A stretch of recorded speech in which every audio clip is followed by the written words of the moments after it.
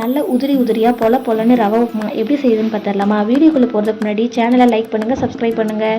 அடுப்பில் ஒரு பேன் வச்சுக்கோங்க. பேன் நல்லா ஹீட் ஆன அப்புறம் 1 ஸ்பூன் நெய், 1 ஸ்பூன் தேங்காய் எண்ணெய், அது கூடவே கடுகு நல்லா பொரிஞ்ச அப்புறமா 2 மிளகாவை கீறி வச்சுருக்கேன். அது கூட 4 முந்திரி பருப்பு சேர்த்துக்கோங்க. 2 பெரிய வெங்காயத்தை நீல வாக்கில் கட் பண்ணி வச்சுருக்கேன், அதையும் சேர்த்துக்கோங்க. வெங்காயம் நல்லா வதங்கட்டும். வெங்காயம் வதங்கின அப்புறமா தேவையான அளவு ரவை எடுத்துக்கோங்க. நான் இன்றைக்கி 200 கிராம் ரவை எடுத்திருக்கேன். ரவை எடுத்து நல்லா வறுத்துக்கோங்க. கொஞ்சம் ரோஸ்டான போதும் ரவை ரோஸ்ட் ஆன அப்புறமா 2 கப் தண்ணி சேர்த்துக்கோங்க. 200 கிராம் ரவைக்கு 2 கிளாஸ் தண்ணி சேர்த்துருக்கேன். அது கூட தேவையான அளவு கல்லுப்பு எல்லாத்தையும் சேர்த்து நல்லா கிளறி விட்டுக்கோங்க.